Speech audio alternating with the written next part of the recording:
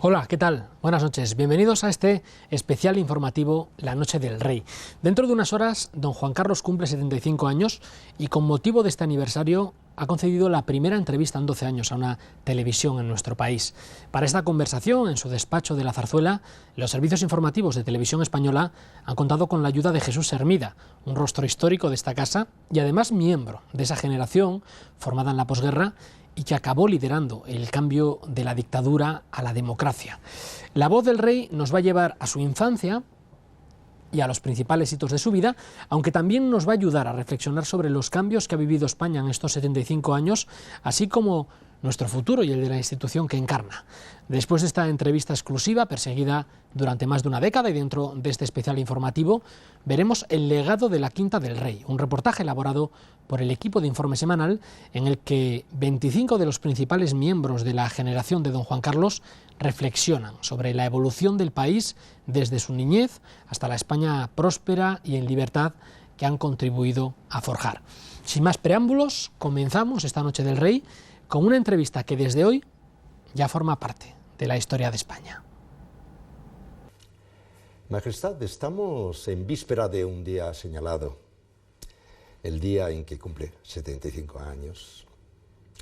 Permita que le felicite ahora, como estoy seguro de que harán muchos españoles en su pensamiento y en su corazón mañana. Y permítame preguntarle, ¿qué tal se siente en estos momentos?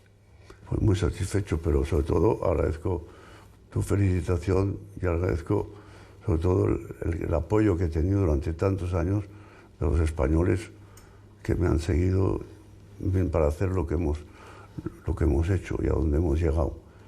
Pero sobre todo me encuentro en buena forma, con energía y sobre todo con ilusión para seguir adelante y afrontar los retos que tenemos por delante, buscando el mayor consenso entre los españoles para poder afrontarlos. Majestad, hay momentos en la vida, ocasiones en las cuales uno se para y mira hacia su pasado, mira hacia su presente y desde luego mira hacia su futuro. Si vuestra Majestad hiciera esas tres miradas, ¿cómo definiría su ayer, su hoy y su mañana? Bueno, no es fácil lo que preguntas a bote pronto, así dicho, se me pasó, pero yo recapacitando un poco rápidamente, yo diría que el ayer, sobre todo un compromiso, porque no estaba ahí un compromiso. Luego el resto de mi vida central, un esfuerzo, y el de hoy en día. Y el de mañana diría yo una esperanza, porque todos tenemos la esperanza de que todo vaya mejor. Vuestra Majestad es, creo yo, el centro o el eje o la referencia de toda una generación de españoles a la que modestamente y por edad pertenezco. Generación que ha sido, o al menos ha podido ser, clave en la reciente historia de España. ¿Qué retrato haría vuestra Majestad de su generación? Bueno, la mía, que es la tuya también, pero la nuestra. Ciertamente. Yo diría que ha sufrido mucho, ha tenido que hacer un gran esfuerzo, ha trabajado mucho para conseguir lo que hemos conseguido y sobre todo está preocupada e interesada en dejar una herencia a los que vengan, a la nueva generación y ha aprendido de los errores de otros. En toda obra colectiva, y sin duda una generación lo es, se puede hacer un inventario de lo que se ha hecho, de los éxitos conseguidos y de las satisfacciones de nuestra generación. ¿Cuál sería, según vuestra Majestad, la satisfacción? Bueno, la satisfacción de haber conseguido lo que hemos conseguido, de que los españoles me han apoyado en toda esta obra y en unos momentos difíciles, y el éxito, yo creo, de haber conseguido todos juntos esta España moderna, democrática y solidaria que hemos conseguido. ¿Se puede hablar también de insatisfacciones? Sí que se puede, porque son muchos años y siempre hay insatisfacciones. Una de las mayores insatisfacciones es el haber tenido que aguantar tantos años la violencia terrorista. Luego el hecho de que, aunque hemos conseguido bastantes cosas, todavía nos falta por conseguir una España más igualitaria y más justa. De entre todo lo que se ha conseguido durante nuestra generación, ¿de qué se sentiría Vuestra Majestad más orgulloso? Bueno, de muchas cosas, pero especificando y a lo mejor concretando un poco, yo creo que es el orgullo de haber cumplido con mi deber como español y como rey durante tantos años, durante todos estos años de mi reinado. A veces, Majestad, cuando queremos llegar a algún sitio, para seguir adelante, pues nos tenemos que dejar algunas cosas en el camino. ¿Qué cosa nos habremos dejado en ese camino? O dicho de otra manera, ¿qué sacrificio se ha tenido que hacer? Bueno, yo creo que nuestra generación ha tenido que hacer muchos sacrificios para llegar a donde estamos, pero principalmente es el haber conseguido unirnos y entonces juntos haber hecho el camino que hemos hecho. Y claro que nos hemos dejado cosas en el camino, seguramente, y que no estamos del todo satisfechos con lo que se ha conseguido. Todavía hay que conseguir mucho más.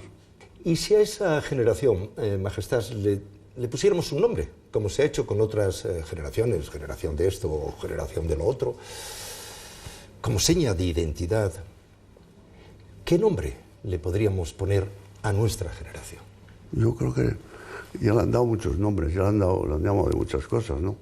Pero yo creo que hay un nombre que no se le ha dicho mucho, que no se ha dicho, no sea nombre, que es, yo creo que es la generación de la libertad, que es una cosa que realmente pasar de un sistema a otro, que no es fácil, pues yo creo que ya eso es un hecho muy importante. Generación de la libertad, es un hermoso nombre. Y el legado, señor, porque toda generación recibe un legado del anterior, bueno, malo, regular, como sea, y tiene que entregar su propio legado a la generación que le sigue. ¿Cómo ve ese legado que como generación dejaremos a los que vienen tras nosotros? Bueno, el trabajo, parte está hecho. La generación nueva está ahí, ya están trabajando. Hay muchos jóvenes que están saliendo adelante, otros tendrán problemas, pero yo creo que en general es una generación muy preparada y que tendrá el esfuerzo, tendrán que ser solidarios con lo que se ha hecho y seguir adelante y tratar de mejorarlo y tratar de configurar del todo lo que se ha hecho, porque nunca una obra yo creo que está acabada, y menos yo creo una obra política. Yo creo que se puede seguir y se puede mejorar.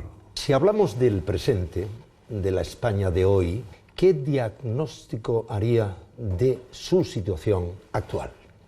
Primero es una España moderna, democrática, solidaria, ya lo he repetido antes, pero lo vuelvo a repetir porque creo que... Y sobre todo comprometida con lo que se está haciendo. La veo con problemas graves, en crisis económica, pero sobre todo veo una intención de salir adelante a pesar de todo lo que está ocurriendo. Y de todo lo que ocurre en España hoy, ¿qué es lo que más le preocupa o incluso quizá, me atrevo a decir, le duele? Yo te diría que, primero, yo creo que hay muchas cosas que pueden preocupar, pero resumiendo un poco en algunas cosas que más pueden preocupar y que están en la mente de muchos españoles es la falta de trabajo que lleva a que millones de familias no puedan vivir con dignidad y que obliguen, y que eso hace que los jóvenes tengan que salir fuera de España a buscar trabajo y a buscar lo que puedan, a trabajar fuera, que nos duele mucho y a mí me duele muchísimo. Y también aparte de esto del trabajo, las intransigencias que conllevan a maximalismos y a lo mejor a políticas que no nos convienen muchos, que son políticas rupturistas. Yo creo que en estos momentos a España pues no le conviene nada, porque le conviene unidad y que estemos todos unidos a un futuro y a una idea. ¿Cuál sería, Majestad, a su entender, la principal virtud de España como país y de los españoles como conjunto de individuos, de personas? Y también, ¿cuál sería el principal defecto de España como país y de los españoles como conjunto de individuos y personas? Yo diría, es curioso, uniría las dos, porque yo creo que la virtud que tenemos es la pasión. Somos muy apasionados, los españoles. Vamos, creo no equivocarme. Y el defecto, siempre se ha dicho que era un poco la envidia, pero yo creo que no, que es la pasión también el defecto. O sea, pasión en lo bueno y pasión en lo malo. O sea que hay que combinar los dos. Hace unos días, Majestad, le oímos decir alto y claro, y con espíritu animoso, por cierto: queda mucho por hacer. Bueno, ¿qué es lo que queda por hacer? Y especialmente, ¿qué es lo más importante que queda por hacer? Yo creo que por un lado empezaría diciéndote que hemos ganado la libertad y el bienestar los españoles, pero queda camino por recorrer, que es en la igualdad de los españoles, y una cosa que falta, yo creo que es la vertebración del Estado. Antes se ha referido al legado que nuestra generación va a dejar a la generación que viene tras nosotros. Pero, señor, ¿y su legado? ¿Cómo le gustaría que le recordase la historia? Bueno, yo te digo primero que yo sé que tú me lo preguntas de esa forma, yo te digo que con toda sinceridad no me gusta hablar de mí mismo, pero siendo sincero contigo te diría que a mí me gustaría que me recordaran como el rey que ha unido a todos los españoles y con ellos ha conseguido recuperar la democracia y la monarquía. Si no me equivoco, señor, vuestra majestad fue proclamado rey hace 37 años, 1 mes y 13 días a fecha de hoy. Pero estoy seguro de que el tiempo no ha logrado borrar de su memoria ni los recuerdos, ni los sentimientos, incluso los más personales y más íntimos, que experimentó aquel sábado 22 de noviembre de 1975. Uno de los principales siempre se acuerda uno, ¿no?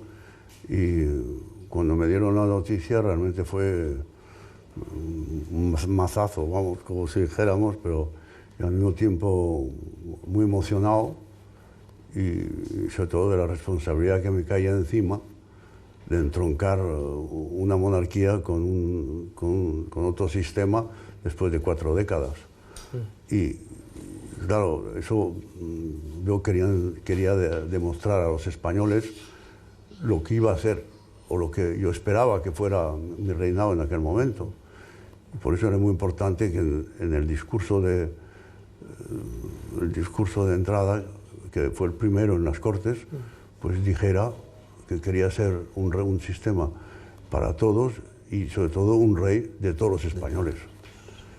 Y yo me quedé muy satisfecho, muy tranquilo de lo que dije en ese momento, porque me di cuenta de que muchos de los que estaban ahí, a veces no muy proclives a la monarquía, pero se dieron cuenta de que era lo que había que hacer y a dónde teníamos que ir.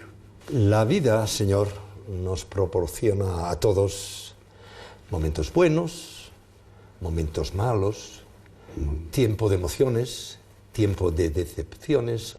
¿Alguno de esos momentos ha dejado alguna huella perenne, alguna huella especial en su memoria, señor?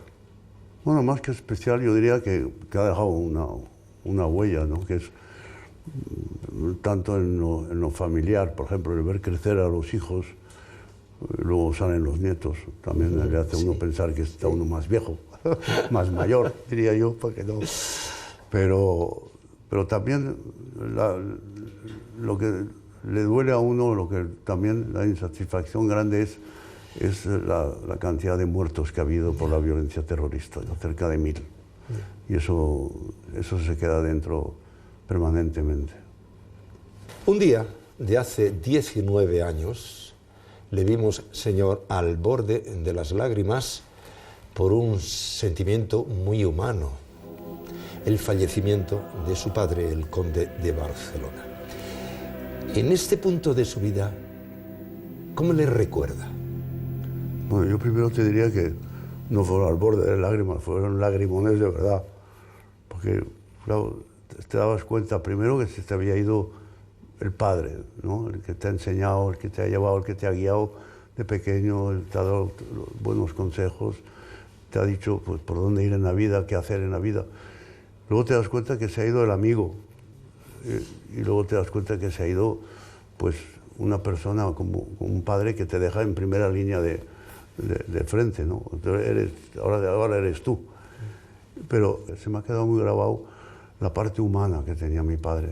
Yo creo que no bastante reconocida o conocida por la gente, a pesar de los libros que se han escrito. Una persona que su vida dedicada a España. No pensaba más que en España y a mí me trasladó ese amor, ese afecto y sobre todo esa lealtad a España. Y me dijo siempre, tienes que acordarte de ser rey de todos los españoles. Tenemos que ser reyes de todos los españoles, porque es la única forma de hacer que España siga adelante, salga adelante, podamos trabajar en el futuro. Pero una vida dedicada realmente a España, con sacrificios económicos, familiares, personales, de cambio de países. Hemos cambiado pues, 5 veces. Nací en Roma, luego estuve en Suiza, luego en Portugal, luego en España, 4. Pero siempre de un lado para otro. Y eso hace también, le crea a uno un carácter, ¿no? Pero yo siempre estuve muy unido a mi padre y él me hablaba mucho, me decía mucho y me aconsejaba muchísimo. Y la época de rey ya fue un gran amigo y un gran consejero. Y fue un leal consejero que realmente es difícil de decir que de la generación más mayor, vamos a decir, más vieja, respetara a la más joven, ¿no? Pero fue así. Yo creo que ese es el espíritu también de la monarquía. Y te agradezco que me hayas permitido hablar de mi padre porque realmente me ha llegado siempre muy adentro lo que ha sido para mí. Este mismo mes de enero, dentro de 26 días, vamos a celebrar otro aniversario, que es el 45 cumpleaños de Su Alteza Real, sí, el Príncipe de Asturias, que representa ya a otra generación. ¿Podría describirnos, señor, cuáles son los rasgos más sinceros, más importantes, más especiales en la personalidad del príncipe? Bueno, el príncipe, aparte de como hijo, yo te digo, es una bendición del cielo, es una persona encantadora, pero como hombre es un hombre de una gran honestidad intelectual, muy preparado, muy trabajador y luego es muy leal, sobre todo a mí, por supuesto, hablamos mucho, comentamos muchas cosas, eso hace que haya mucha convivencia y mucha, vamos a decir, entre los dos, ¿no? Y me ayuda, muchas veces le pregunto cosas. Y luego él está muy preparado, yo diría que de unos príncipes de Asturias de la historia de España, no estaba mal decirlo, de presumir, pero presumo de hijo que yo creo que es el mejor preparado que ha habido hasta ahora. O sea que podemos tener confianza, seguridad y sobre todo sabemos que tenemos ahí a alguien preparado. Y bien, señor, vuestra majestad ha dedica, y eso lo sabemos, seguirá dedicando toda su vida a España y a los españoles. Algo así debe producir una gran satisfacción. Pero permítame una pregunta, señor. A pocas horas de cumplir 75 años, ¿se siente vuestra majestad satisfecho? Yo, más que satisfecho, te diría que me siento afortunado, porque los esfuerzos que hemos hecho pues, han dado sus frutos. Yo creo que los españoles están, en general, satisfechos de lo que hemos conseguido, y que hay más por conseguir, por supuesto. Pero ahí está, como hemos hablado ya, de la próxima generación, que tendrá que seguir el camino que hemos abierto y que hemos recorrido. Pero hay un punto de insatisfacción y son los problemas que tenemos hoy en día, que me preocupan y sobre todo me ocupan. Vuestra Majestad habló en su mensaje de Navidad de la confianza como estímulo. Hace unos años hemos oído con frecuencia, en España y fuera de España, y en ámbitos tan distintos como el deporte o la política, una palabra que suena a consigna colectiva de confianza y esperanza. La palabra es Podemos. Tal como están las cosas, señor, ¿cree que los españoles deberíamos levantarnos cada mañana, mirarnos a nosotros mismos y decirnos con confianza y con esperanza que podemos, que sí podemos, que todos juntos podemos? Yo creo que, por supuesto, que juntos podemos. Y lo que hay que recuperar del todo es la confianza y la esperanza, la confianza en nosotros mismos y sobre todo la confianza en España, y que juntos podemos. Y hemos salido de otras muchas cosas. Imagínate en 37 años lo que no hemos visto. Y juntos, que hemos vivido todos estos años, hemos visto muchas cosas. Pues, señor, felicidades de nuevo y muchas gracias. Muchas gracias a ti. Te agradezco mucho el haber podido tener esta oportunidad.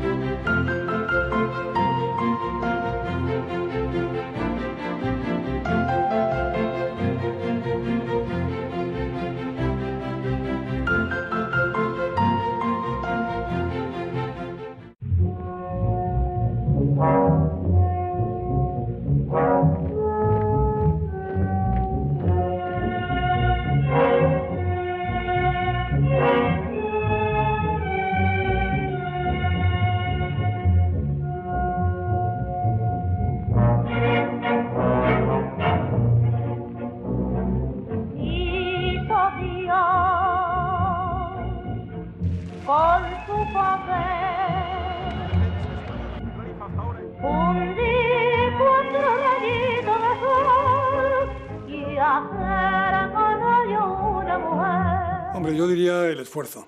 Nos hemos educado con muchas carencias. Las carencias llevan al esfuerzo, al sacrificio.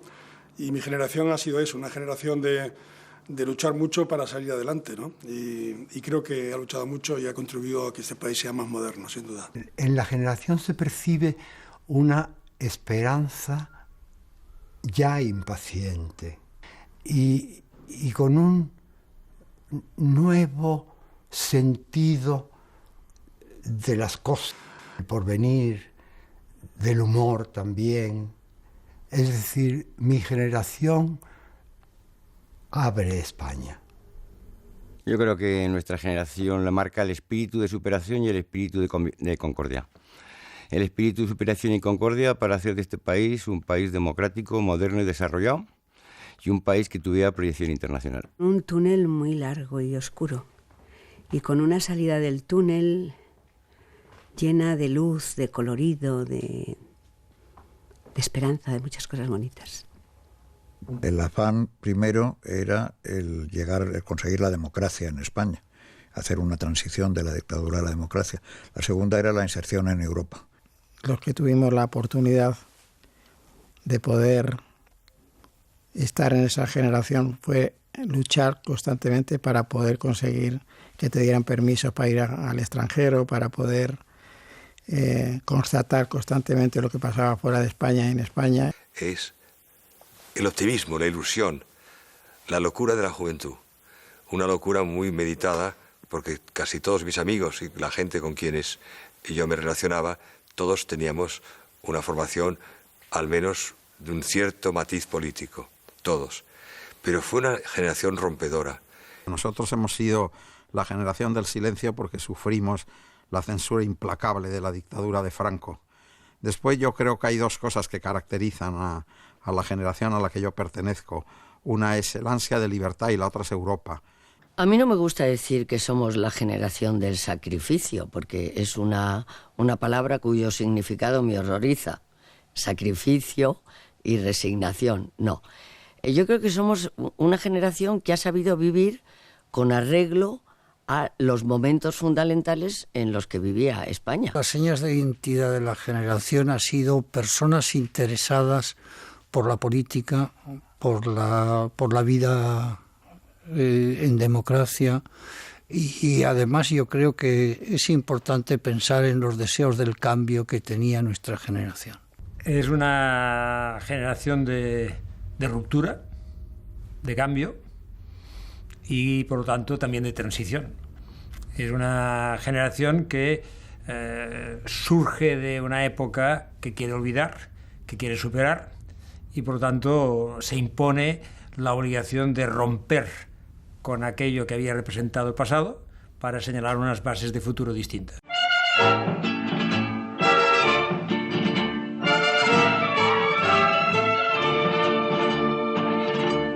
Cuando por los campos de verde chumbera suenan la campana de la madrugada y salta los montes la luna lunera, y a mi vera te siento llegar, y aunque sé mi vida que lo estoy soñando, que está a 1000 leguas y yo en la legión, parece talmente que te estoy mirando rosado, lo rosa de mi corazón. El mayor cambio yo creo que es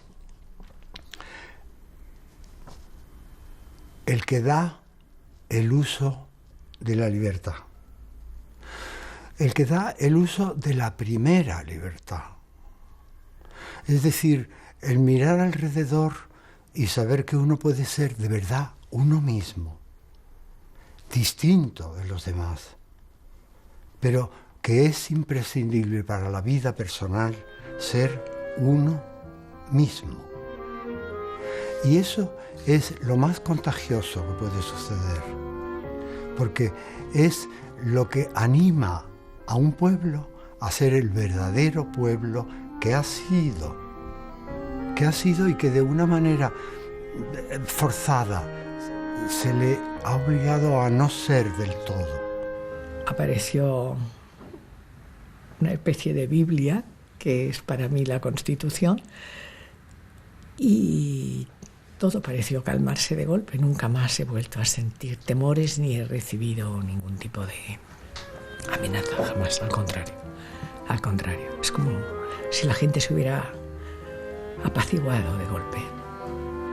Y a partir de la Constitución han venido casi todos los grandes cambios en el país, en materia de derechos y de libertades enormes. Nuestro país es, por esa Constitución del 78, un país muy garantista de derechos. Sin lugar a dudas, es decir, la Constitución hoy puede representar otra cosa, puede ser un valor, pero la recuperación de las libertades en un país que la libertad ha sido, para entendernos, un valor efímero, casi transitorio, esporádico y siempre amenazada, ganar la libertad y poderla construir y ofrecer para que el futuro pueda hacerse en libertad, esto es un privilegio enorme. A mí, que me tocó en aquellos primeros años, hace ahora más de 50 años, estar en un hospicio en donde los niños iban con el pelo cortado al cero, con un mandilón azul, donde no tenían nombre casi y solamente era por número. Hoy eso ya en esta España nuestra no existe, gracias a Dios. Ya no existen esos hospicios, esos internados. Para mí ese ha sido uno de los grandes cambios, el no ver niños tristes. Pues yo creo que la radio. Yo creo que la radio. Como no había televisión, porque yo la televisión la vi por primera vez cuando estaba en la universidad. Nosotros nos criamos con la radio como ventana abierta a la ensoñación de unos mundos diferentes, como algo que nos sacara de aquel cuartel que era España. Y la radio entronizada en nuestra casa, en la cocina, que para mí es una mesa con un mantel de hule de cuadros blancos y azules, que es una alacena con zapatos, un sagrado corazón que de cuando en cuando traían por las casas y lo tenían allí durante unos días, y un receptor de radio. Llorará por mí. Yo soy aquel negrito del África tropical que cultivando cantaba la canción del colacao. Mi país ha tenido un momento, desde mi punto de vista, extraordinario, que es cuando muere Franco y se nombra al rey don Juan Carlos como rey de España, como jefe del Estado, una monarquía parlamentaria. Creo que es un momento. Yo recuerdo a mi madre cuando fue a votar la primera vez que ella votó a Adolfo Suárez y lloraba tanto, y yo decía, ¿pero por qué, mamá? Y dice, porque tú sabes lo que es para mí poder ejercer el voto otra vez, hija mía. Permitas que roben tu palabra, habla pueblo, habla pueblo, sí, no dejes que nadie decida por ti. Habla pueblo, habla. El triunfo de los socialistas, el primer triunfo socialista, dio realmente aquello, era un cambio, ¿no? Aquí yo tenía ya otro tinte, otro color. Pero indudablemente ha habido la legalización del Partido Comunista. Aprovecho la ocasión para decir que crece, al menos en mi aprecio, la figura del señor Suárez cada día de una manera más gigantesca, ¿no? Realmente prodigiosa. Yo, señores, no solo no soy comunista, sino que rechazo firmemente su ideología como la rechazan los demás miembros del gabinete que presido. Pero sí soy demócrata, y sinceramente demócrata. Por ello pienso que nuestro pueblo es suficientemente maduro y lo demuestra a diario como para asimilar su propio pluralismo.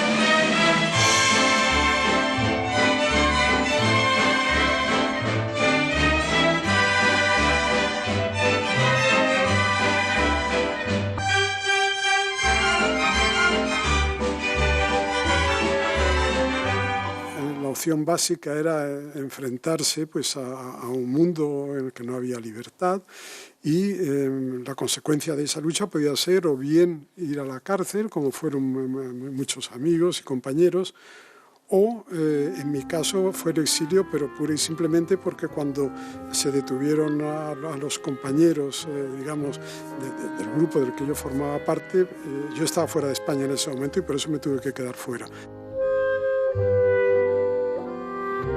Teníamos muchísimo miedo al ejército.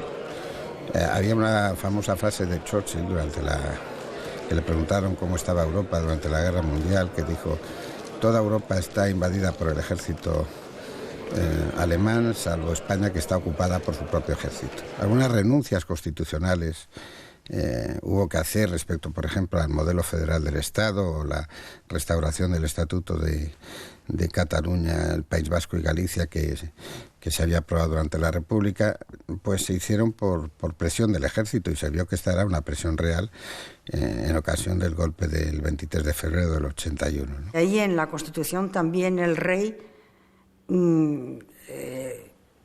reserva para la monarquía y para el rey un papel de árbitro y de moderador, no más, no mucho más. Es decir, también el rey fue generoso a la hora de decir cuál podía ser su papel y el papel de la corona. Me hubiera gustado mucho, y eso es bien conocido, el que una persona tan excepcional en la vida histórica española como fue don Juan de Borbón, pues hubiera sido rey de España durante algunos años. Creo que era una cuestión de justicia histórica el que así fuera. A fin de cuentas, él es el que hizo frente a la dictadura de Franco durante más de 30 años, él es el que puso las bases de la nueva monarquía, que consistía sustancialmente en devolver la soberanía nacional al pueblo español. En ese tiempo de dictadura a mí se me quedaron muchas cosas, pero no por falta de ganas, sino porque me decían que estaba más guapo callado, ¿no? Cuando el atentado de Carrero Blanco, yo empiezo a dar las primeras noticias, pero inmediatamente después la orden de Madrid es que meta música en protagonistas, porque se encargarán los informativos centrales de contar a su manera lo que estaba ocurriendo en aquella mañana del asesinato de Carrero Blanco, ¿no? Cuando el presidente del gobierno, después de asistir a la Santa Misa en la iglesia de los Padres Jesuitas, montó en su automóvil para iniciar la jornada de trabajo. Vivir lo que vivimos y además ser mujer era complicado, ¿no? Estaba lleno de dificultades ser mujer. No teníamos derecho a casi nada, éramos como una especie de mueble, un mueble muy útil porque hacíamos de todo, pero la verdad es que fue una época muy difícil para nosotras. Es mi guerrero. Cada día se ve obligado a librar una dura batalla. Lo que tiene las dificultades es que te hacen sentirte más fuerte frente a la adversidad y también superarte. Eso es lo que yo creo que había. Había también una gran cabezonería por nuestra parte. Nosotras queríamos hacer aquello y luchábamos por hacerlo. Es muy curioso, pero yo recuerdo en el año 59... la cantidad de españoles, creo que fueron 500.000 o 1 millón de españoles, que a raíz del plan de estabilización buscaron trabajo fuera, en Alemania, en Francia, en Inglaterra. Un poco como ocurre hoy, 40 o 50 años después. Y cuando hablo con los jóvenes que se van un poco enfadados y tristes, les digo, pero oye, ¿de qué estáis tristes? Si en el año 59... ya se hizo eso. Hoy el viernes a España. Daré un beso muy grande con mi España. Que vuelvan pronto, que tengan muchísima suerte, que ganen mucho dinero y esta gente. Muchas gracias. Yo, para buscarme la vida en las motos, me fui a vivir a Barcelona como un emigrante, ¿no? Y estuve con 14 años viviendo en el sótano de una frutería 6 meses, ¿no? Pero al final todo ese sacrificio y todas esas ilusiones que yo tenía, pues están aquí hoy, ¿no?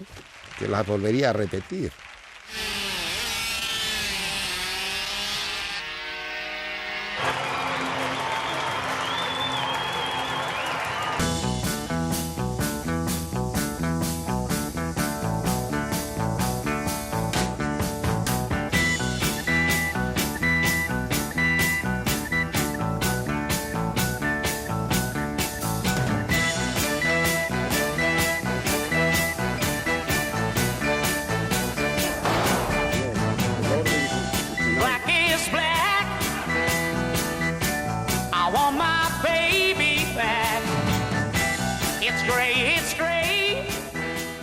Creo que el éxito de nuestra generación ha sido conseguir que España sea los objetivos que todos teníamos, de que fuera un país moderno, democrático y desarrollado.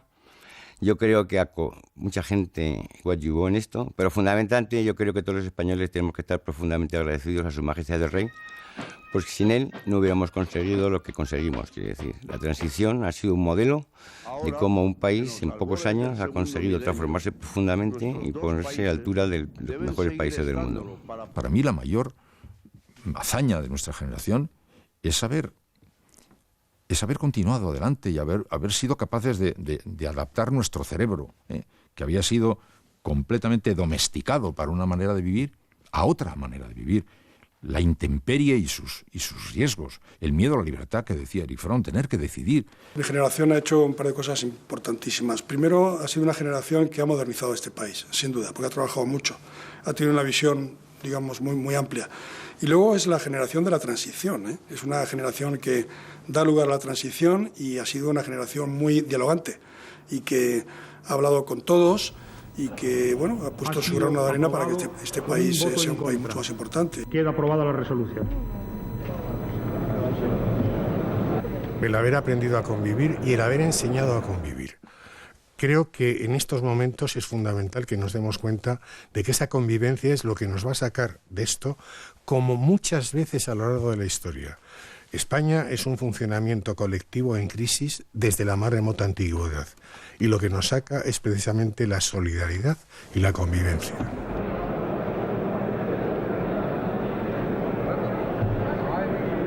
La colaboración en el proceso democrático yo creo que nos unió a todos por encima de las diferencias de partidos políticos, de ideologías, de lugares de nacimiento.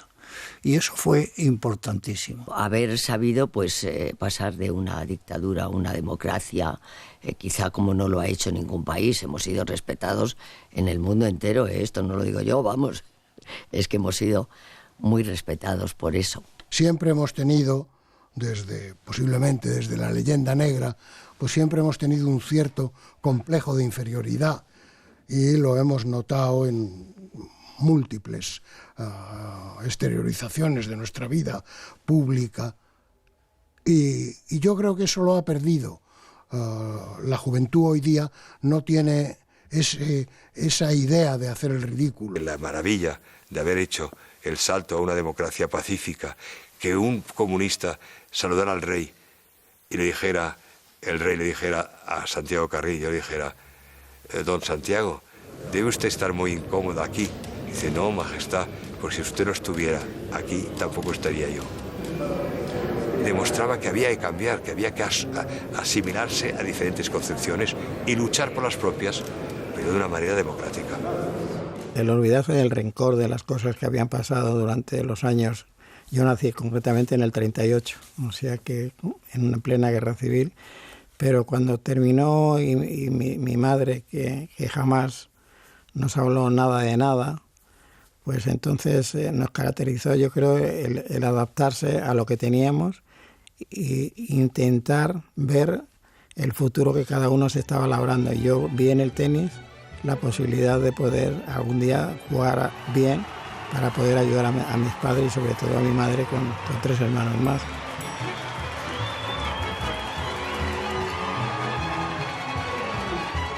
Lo fundamental de mi generación es que hizo la reconciliación entre los españoles, reconciliación entre los hijos de los vencedores y los hijos de los vencidos.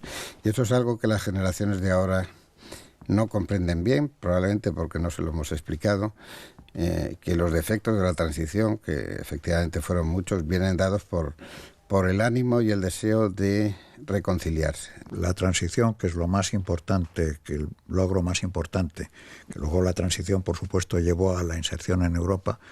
Y a mí me decía Paco Fernández Ordóñez, que fue ministro de todo, fue ministro de Economía y Hacienda, después de Justicia y por último de Asuntos Exteriores, decía: Diego, es la primera vez en la historia del mundo en la que unas instituciones de una dictadura cometen suicidio para transformarse en una democracia y no hay derramamientos de sangre ni tragedias.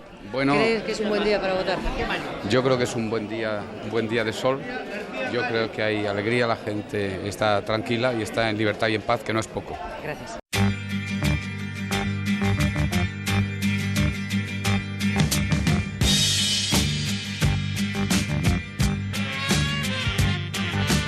Hoy en mi ventana brilla el sol y el corazón se pone triste contemplando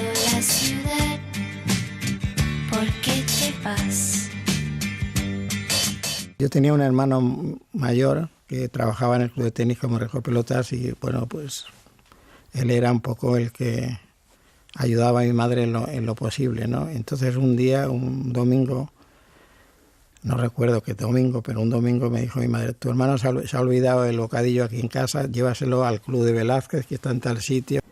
Y cuando entré en el club pregunté por él y me dejaron pasar y como que vi algo que no esperaba. Un deporte increíble, con una elegancia increíble, con una red por el medio, que se ajusta bastante a mi manera de ser. Para accionar el dispositivo automático en el instante preciso en que el automóvil en que viajaba se situó sobre la carga explosiva. Yo creo que fui de los, si no el primero, de los primeros. Vale. Y me encontré una escena pues muy curiosa, que para mí ha sido un paradigma de aquella situación, que era el alcalde de Madrid, señor García Lomas, con una bufanda estilo Bogart, era un señor muy alto, muy grande, metido en el agua hasta media pierna, o sea, la gabardina estaba dentro del agua, cuadrado militarmente dirigiéndose al agujero, diciendo: señor almirante, ¿está usted ahí? Porque claro, se había empezado ya a pensar que Carrero algo le había pasado, ¿vale? ¿Qué había pasado? Claro, efectivamente, no estaba allí dentro, había subido por encima y había en la terraza del convento de los jesuitas. El automóvil voló por los aires, chocó en la cornisa superior de la residencia de los jesuitas y fue a caer dentro de un patio, quedando completamente destrozado. Nuestros padres, sobre todo, nos dejaron dos consejos. Uno de ellos, nunca más guerra, y otro de ellos, trabajo, trabajo, trabajo. Esos fueron los dos signos que nuestros mayores nos dejaron para la generación que nos encargamos luego de atender a lo que pasaba en este querido país. Entrar en la maternidad provincial de Barcelona, que mi padre era el director, y yo entré como residente, por oposición. Y cuando estaba en la maternidad me comprobé algo extraordinario, que había 2 pabellones, uno de las mujeres casadas, con calefacción, limpito, agradable, ventanales, y otro, el de las solteras. Les llamaba entonces solteras, las mujeres que estaban solas. Y ver aquella diferencia, ver aquel sufrimiento, ver aquello que era prácticamente un ejército de esclavas que estaban allí introducidas porque habían tenido la desgracia de tener un hijo no querido generalmente, pero pues violadas o engañadas por el novio o lo que ustedes quieran de aquella época, y cómo eran tratadas. A mí me parece el primer revulsivo para decir: esto es injusto, hay que luchar por ello. Yo recuerdo el primer viaje oficial de la monarquía. Se hizo, me parece que era Arabia Saudita, y resulta que nos habían citado a las 8 de la mañana y bueno, yo me dormí. Así todo me esperaron unos segundos o unos minutos y pude subirme al avión, y me acuerdo del rey, en primer lugar, él recuerda esta anécdota porque hemos hablado de ella muchas veces, en que él me preguntó: ¿y qué te ha pasado? Y yo le dije: pues me he dormido. Era un país en donde casi todo era intocable. Y esta falta de formalidad, esta falta de formas, creo que nos permitió pensar en realmente la necesidad del cambio. Yo creo que el rey jugó un papel en la transición absolutamente clave, que desde el primer momento él supo hacia dónde quería conducir al país, hacia dónde quería que el país fuera, y por eso fue el gran impulsor. Se puede decir que es el gran impulsor de la transición, conducida luego ya directamente al pie del timón por el presidente Adolfo Suárez.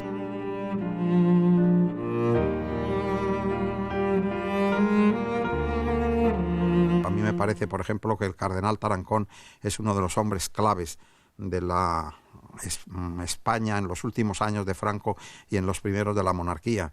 Si el cardenal Tarancón hubiera exigido un Estado confesional, seguramente esta democracia plena de la que gozamos no hubiera sido posible. Discriminaciones sin favoritismos, sometidos todos al imperio de la ley. Hubo gente que triunfó cuando todavía la moto no era nada, ¿no? El cordobés, por ejemplo, paraba el país cuando toreaba, ¿no? Y entonces, bueno, pues yo creo que ha habido mucha gente, no solo del deporte, sino de otros trabajos en la vida, los cuales han sido alguien con los que nos hemos fijado.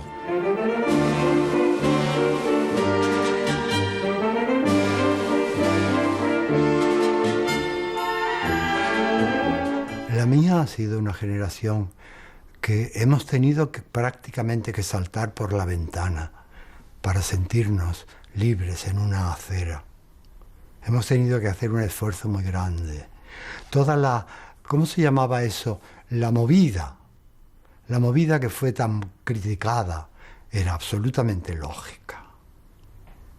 Era una generación oprimida, era una generación que llevaba un traje más pequeño que el que ella necesitaba, que si abría los brazos así rompía las costuras.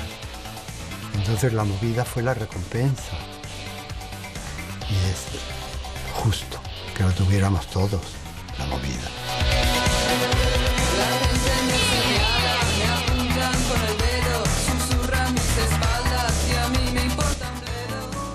Dicen los viejos que no se nos dé rienda suelta, que todos aquí llevamos la violencia a flor de piel.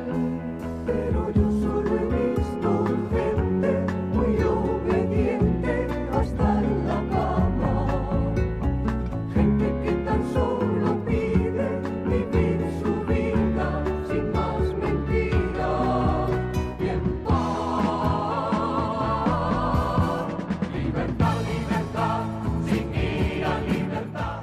Quizás no nos dimos cuenta que las democracias tenían un amigo y un enemigo, que era el dinero.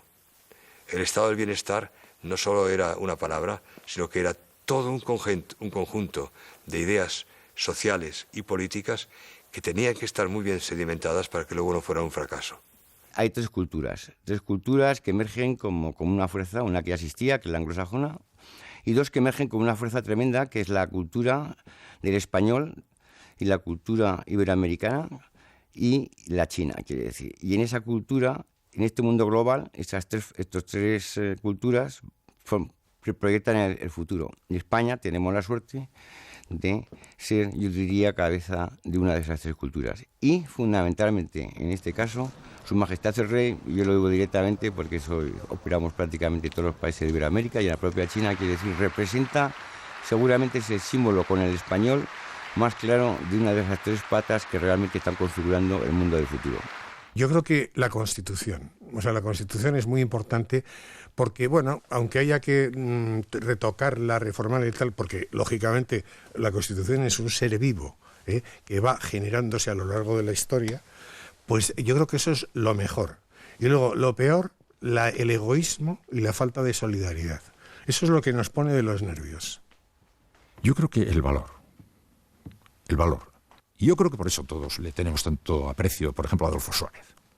Habiendo habido pues discrepancias de todo tipo entre unos y otros, pues porque en cierto sentido reflejaba bastante bien el despiste superlativo que teníamos todos, la falta de preparación para lo que estábamos acometiendo y el coraje y la voluntad.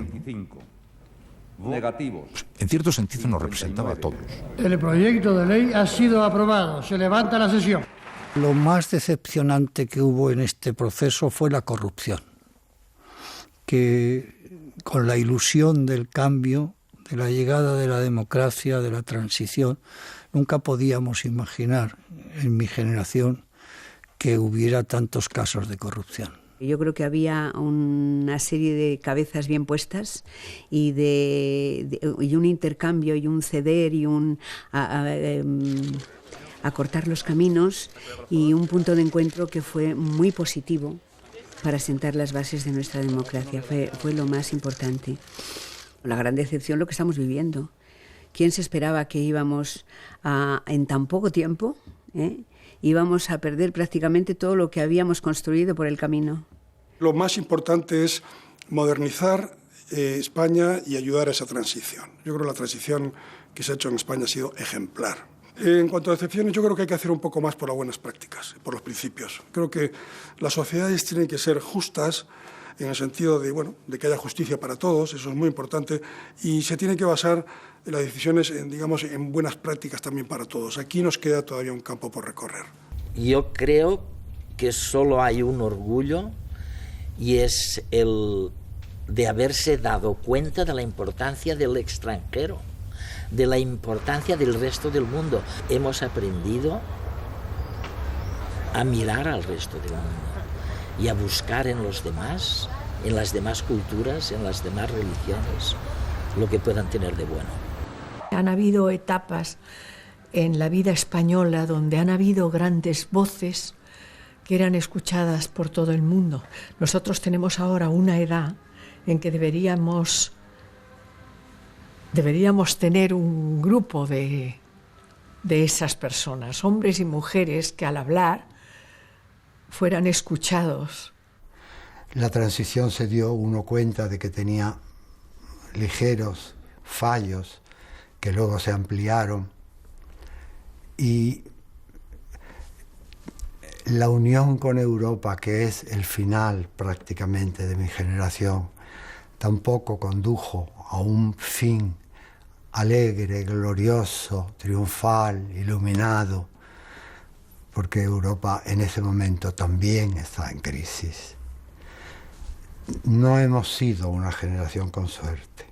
La forma inteligente en que hicimos la transición sería quizá lo máximo en que logramos que durante 30 años la democracia se estabilizase y formase un periodo que es el más grande que ha tenido este país de democracia. Claro, el temor ahora es que yo veo que esa democracia peligra, porque hay muchos avances que a nuestra generación le costó mucho esfuerzo y mucho sacrificio conseguir, y ahora parece como que se van a evaporar.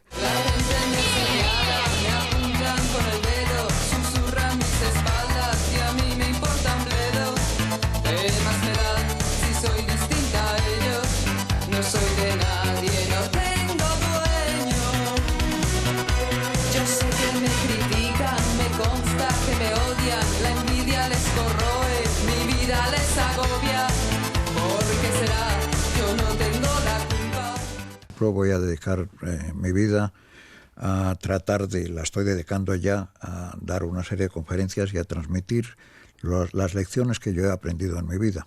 He articulado un decálogo para emprendedores sociales, para creadores, para empresarios también, de cosas que yo les aconsejo, y eso para transmitir nuestras lecciones vitales, para hacerles mirar las cosas a largo plazo, sobre todo para evitar el fatalismo. Yo creo haber tenido el honor, ¿no? y lo digo con gran satisfacción, seguramente porque no soy ni muy alto ni muy bajo, ni muy guapo ni muy feo, ni muy tonto ni muy listo, ni un ignorante del todo, ni tan documentado como me gustaría ser. Haber sido un poco la correa transmisora de las aspiraciones, las inquietudes, las frustraciones y los anhelos del españolito medio a través de unas películas en las que nos estábamos contando. Está bien. Adiós. Me he dedicado a amar a la mujer. Y amando a la mujer, como amando al hombre enfermo, es cuando se ejerce la medicina. La medicina es un acto de amor. Yo siempre lo he entendido como un acto de amor, en el buen sentido de la palabra. Yo vi a Alice Barrow con el diablo. Yo vi a la señora Hawkins con el diablo. La mujer en el teatro ha sido siempre muy adelantada al resto de las mujeres de la sociedad, porque ha ganado su dinero, eso es lo más importante, y porque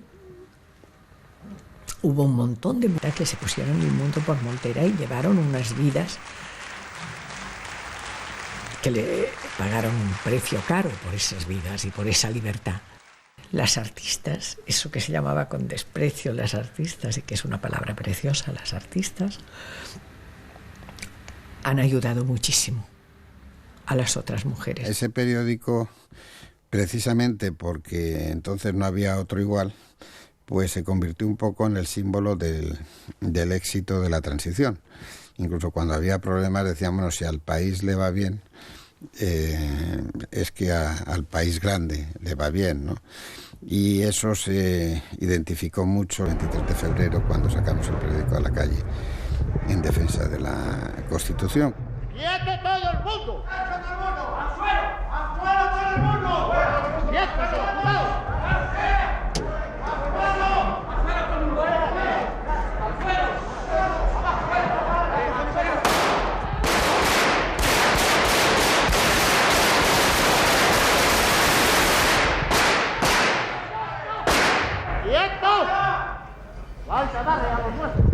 Yo creo que nosotros intentamos, cada uno en su profesión o en su actividad, de hacer una gran publicidad de nuestro país, vender cómo se podía venir a España a pasar sus vacaciones, incluso a trabajar. Cada uno de nosotros, los embajadores, porque indudablemente cuando iba uno, a mí me extrañaba mucho cuando iba a participar en algún evento o en algún torneo donde la palabra fascista a mí me sonaba rarísimo, pero realmente no podían entender cómo podíamos vivir en España y yo a mi manera les trataba de decir que en España no se vivía tan mal. Y la voluntad para sacar adelante los países y las propias vidas personales. Yo muchas veces todavía me sorprendo decir, he logrado sacar mi vida adelante. O sea, he podido construir mi vida, he podido sacar adelante una familia, tengo hijos, tengo nietos. A mí eso me produce todavía una cierta emoción porque yo no sabía si estaba preparado para hacer frente a eso. Habíamos sido pastoreados como un rebaño. Estaba en la cárcel, he sido amenazado.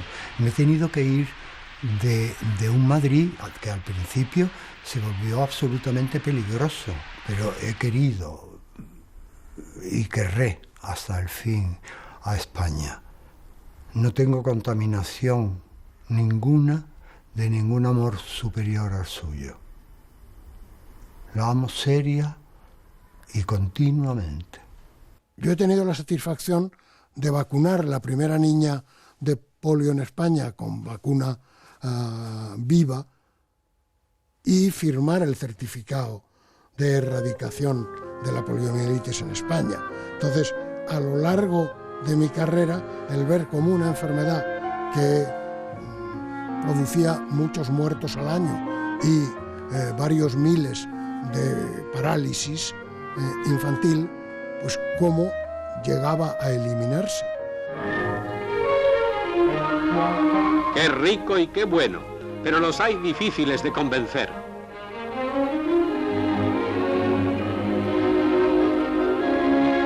Yo diría que en un momento determinado, unas mujeres que fuimos Pilar Miró, Cecilia Bartolomé, Mercè Vilaret y yo, hicimos posible que se encontrara normal que una mujer pudiera dirigir tanto cine como televisión. Y esto porque a través de lo que nosotros enfocábamos en nuestras películas, en nuestros programas de televisión, intentábamos dar nuestra visión del mundo, una visión femenina del mundo. Sí, hemos de hacer, si no es por las copias.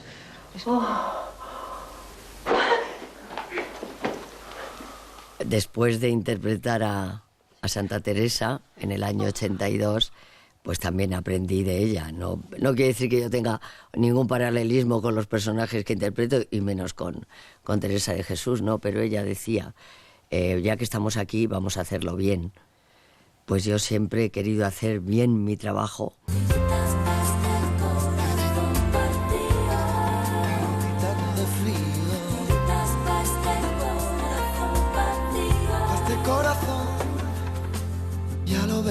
Que no hay dos sin tres, que la vida va y viene y que no se detiene, y qué sé yo. Pero miénteme aunque sea, dime que algo queda entre nosotros dos, que en tu habitación nunca sale el sol, ni existe el tiempo ni el dolor. Llévame si quieres a perder a ningún destino, sin ningún porqué. La España de entonces era una España agraria, es decir, la mayor parte, digamos, de nuestra producción, o una parte muy significativa, se dedicaba a la producción agrícola. Y naturalmente esto hacía de la sociedad española una sociedad principalmente agrícola, mientras que ahora es una sociedad postindustrial, es una sociedad urbana. Naturalmente los valores de una sociedad agraria pues son valores más tradicionales, mientras que los valores pues, de una sociedad mucho más urbanizada son diferentes. Pasamos de una España de la alpargata, por decirlo de alguna manera, una España repudiada por la mayoría de los países occidentales, una España fatua que hablaba de la voluntad de imperio y que se reconocía, en definitiva, se reconocía en las señales de identidad fascistas, a una España moderna, de clase media. Pasamos de una España dividida entre vencedores y vencidos, la España del exilio y de la venganza y el remordimiento, a la España de la reconciliación. Para que se hiciera posible el entendimiento básico entre los principales sectores políticos del país.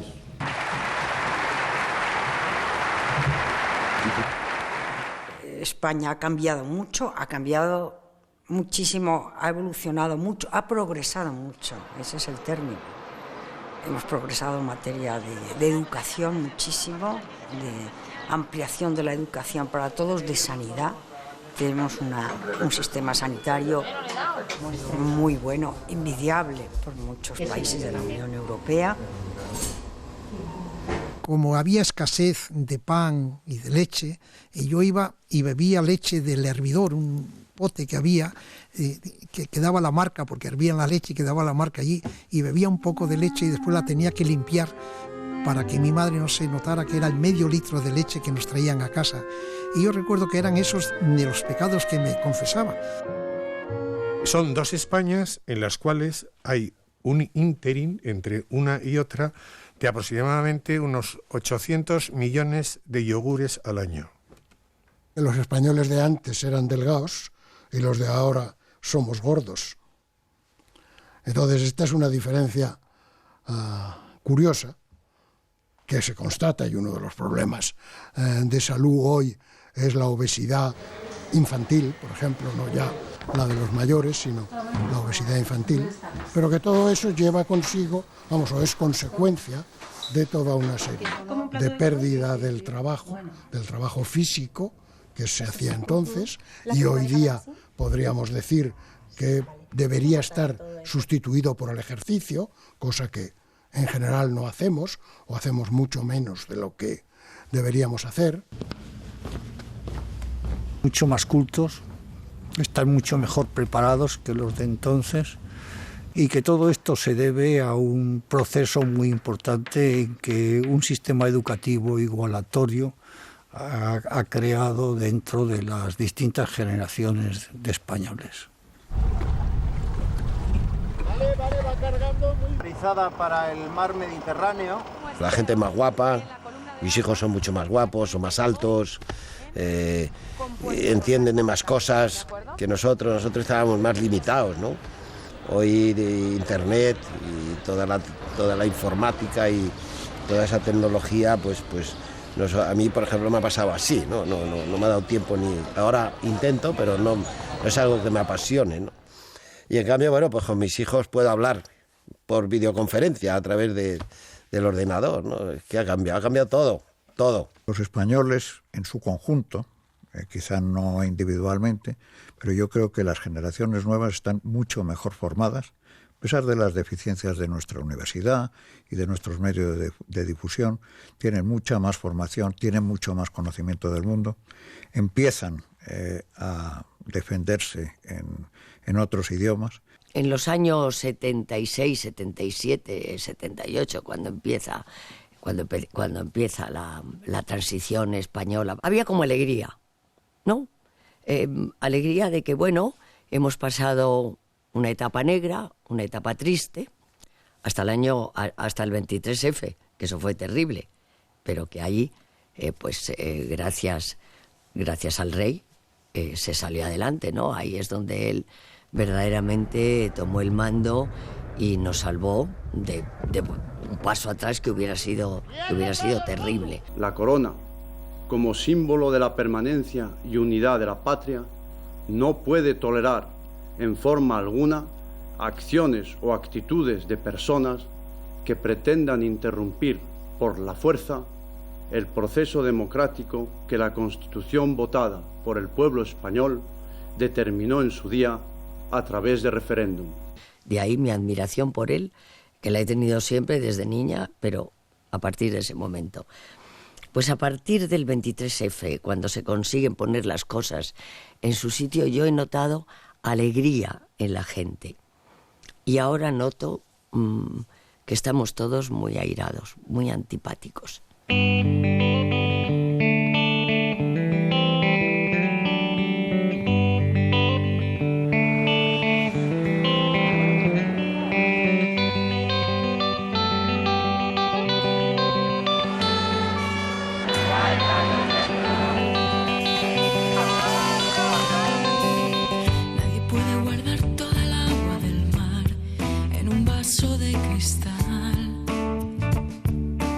No vale con decir, ya lo hicimos, aquí está la Constitución, aquí están las leyes orgánicas, las más importantes, aquí tenemos la separación de poderes, aquí tenemos la alternancia, ahora ya no. Todo eso hay que cultivarlo día a día. La democracia es un sistema magnífico, pero puede ser un sistema frágil. La asignatura pendiente, pues que desgraciadamente mi padre murió muy joven. Yo creo que los años en la cárcel le hicieron mella y con 49 años murió. Y yo creo que esa es la asignatura pendiente que yo que he tenido, porque mi padre nunca me vio jugar, nunca tuvo la posibilidad de ver que su hijo Manolín, como me llamaba, pues poco a poco se iba desarrollando en un mundo extraordinario. Encontrar a personas de verdad que valgan tanto, que nosotros no tengamos más remedio que decir me quito de en medio. Así de fácil. Yo he intentado por todos los medios apoyar a toda la gente de mi gremio que valga y lo voy a seguir haciendo. Sobre todo me interesaría muchísimo que las mujeres dibujantes de humor se incorporaran de verdad a este trabajo nuestro. El cortoplacismo que lleva al descrédito, al olvido del largo plazo y del bien común a largo plazo. Los políticos que dicen ¿para qué voy a resolver un problema a mis futuros contrincantes en la oposición? Y no se dedican a medidas que no son buenas para el país. El no haber podido hacer desaparecer esa economía de casino que tenemos. Dejamos muchos, no solo los españoles, sino los europeos y en todo el mundo, dejamos una serie de problemas muy serios a la generación siguiente. El darse cuenta de que solo hemos hecho las cosas a medias.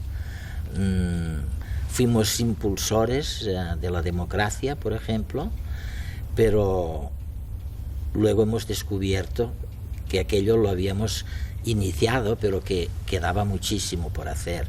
Por ejemplo, tenemos un sistema de elección democrática, pero todavía no elige la gente a sus representantes, sino a representantes de los partidos.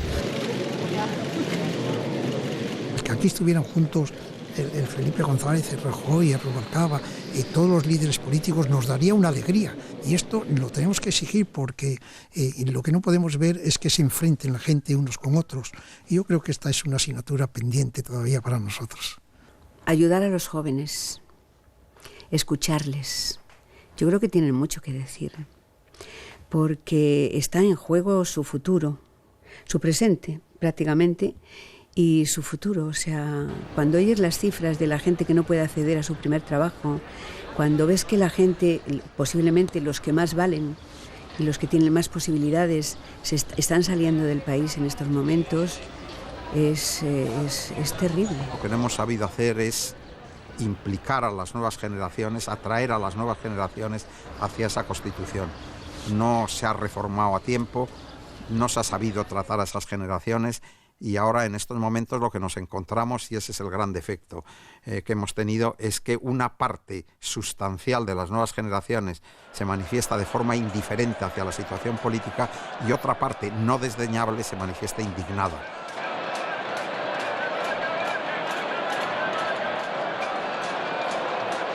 Bueno, yo creo que a mi generación le queda organizar el relevo, fundamentalmente, ¿no?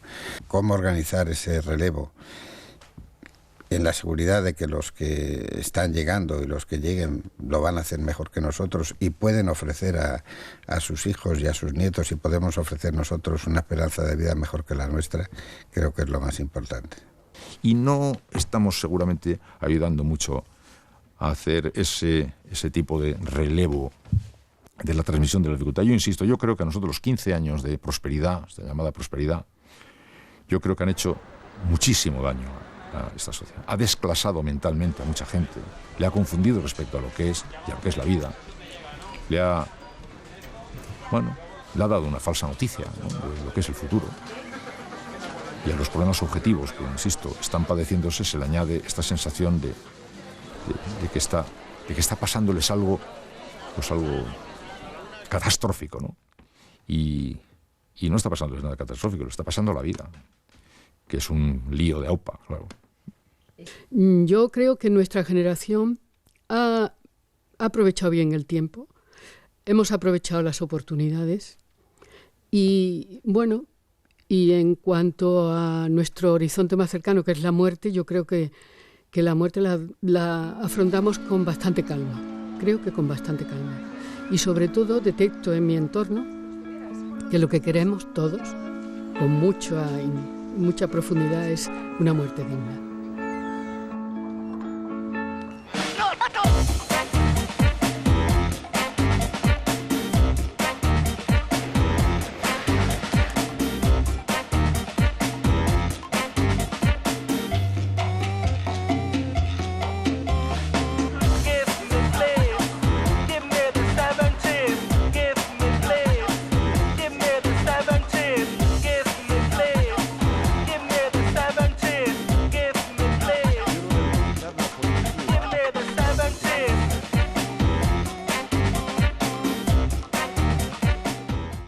A mí me parece que nos hemos equivocado en un punto que yo considero sustancial. Se hizo la Constitución en 1978 y créame usted, y sobre todo los espectadores jóvenes que nos están escuchando, que nos están viendo, que la verdad es que todo aquello se hizo con una enorme generosidad, con una enorme abnegación por parte de todos y sobre todo con un entusiasmo, un sentido solidario de participación en aquella operación. Ha construido un cuerpo doctrinal que ha permanecido durante muchos años, contra viento y marea, y que quizás ahora esté algo diluido. Pero este cuerpo doctrinal era un cuerpo ético, estético, político. Luchamos por la libertad con todas nuestras fuerzas y la conseguimos. Nuestros cantantes, Serrat, todos ellos, Luis Llach, todos estaban, Raimon. Nosaltres sabíem d'un únic senyor i veiem com esdevenia gos. Algunos grandes acuerdos en los temas más importantes que fueron entonces posibles, yo creo que con sacrificio de muchos, y supongo que con dejándose muchas cosas, dejándolas de lado, muchas ambiciones legítimas se quedaron a un lado de unos y de otros, pero supimos hacer la reconciliación. Mi generación modernizó el país, modernizó España, y la modernizó en todos los sentidos, no solo en el sentido político, en el sentido económico, cultural. Cuando teníamos una España con $4.000 de renta per cápita, ahora tenemos una España de $30.000 de renta per cápita. Teníamos una España que no contaba en el universo, es decir, salvo el Real Madrid, pero en el universo deportivo, por ejemplo, los Juegos Olímpicos o cualquier otra especialidad, prácticamente no existíamos, no contábamos en la cultura mundial, hemos tenido varios Óscar en las décadas pasadas. Es decir, hemos modernizado España, y al modernizar España, pues España ha encontrado su lugar en el mundo. Yo creo que las virtudes del trabajo, de la fuerza, de la lucha, del creer en el otro, es decir, y de soñar. Nuestra generación ha sido una generación de soñar, y hay que seguir soñando. Aquel que no sea capaz de soñar está perdido, y además los sueños se cumplen. Creo que el legado es no haber sensibilizado suficientemente mediante la reforma educativa a la sociedad de que cualquier tiempo pasado fue peor, de que aquello era una crueldad enorme, en que se incineraban, se quemaban a lo que llamaban las brujas, a las mujeres en aras de un cambio de clima. O sea, el pasado fue espantoso, y yo creo que hoy es muy difícil encontrar a personas cuando piensan que tengan razones para estar pesimistas. A mí me gustaría pensar que le vamos a dejar un sentimiento de lucha frente a la adversidad y la posibilidad de cambiar lo injusto del mundo que nos rodea. Me gustaría también que nosotras, que iniciamos de alguna manera a través de movimientos feministas tan denostados por otra parte, pero sin embargo tan efectivos, que iniciamos la lucha de la mujer por la igualdad de derechos, el legado que dejamos a la próxima generación es que continúe con esa lucha para conseguir que sea real esa igualdad. ¡Únete! ¡Mujer!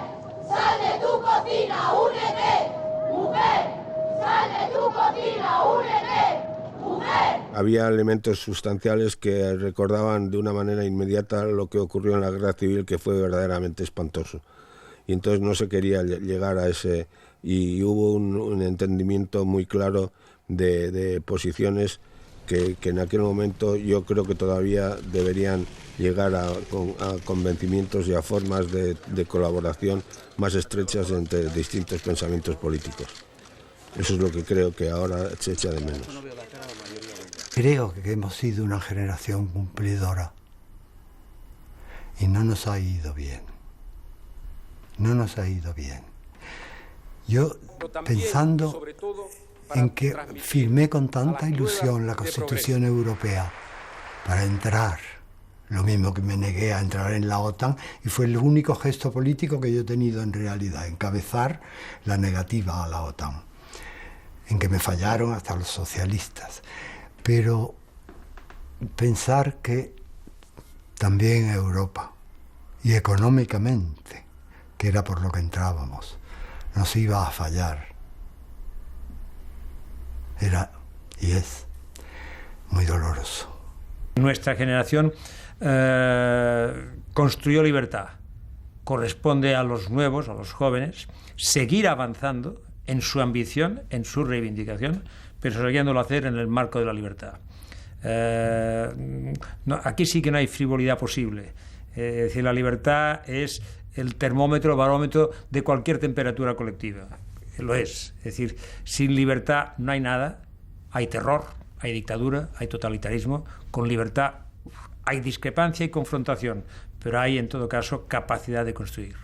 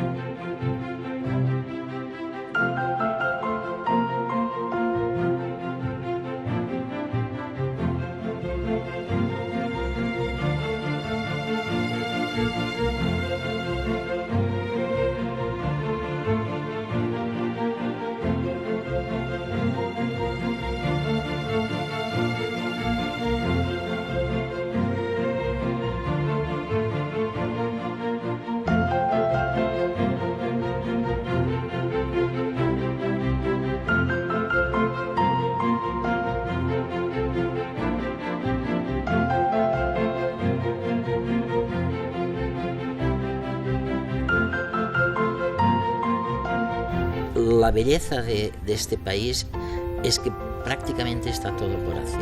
Hay un aspecto que es fundamental en nuestra sociedad, que es una sociedad solidaria. Tenemos un país que es fantástico. Yo creo que hay una voluntad indudable de cada vez más sólida de salir de la crisis. Hubo un ratito en el que nos creíamos que éramos los mejores, era mentira. Y ahora estamos pasando un ratito en que nos creemos que somos los peores y también es mentira. Va a haber una especie de furia española, una cosa... Soy muy optimista con respecto a España, porque creo que vamos a ganar competitividad. Las ideas y la ética siguen formando un cuerpo que es indestructible. Pues España va a salir de esta crisis siendo un país mucho más moderno, más eficiente y con más reputación internacional. Tenemos que arrimar otra vez, todos, otra vez tenemos que arrimar el hombro. Tenemos un potencial de crecimiento que se va a materializar en los próximos años y que va a hacer que estos problemas culturales que tenemos sean una anécdota dentro de pocos años. Tenemos la obligación de conservar nuestra esencia y manifestar nuestra forma, nuestra expresividad, nuestra alegría. Haya o no dinero, pero tenemos la obligación de seguir siendo españoles. Lo que está hecho está muy bien hecho, no hay que deshacerlo.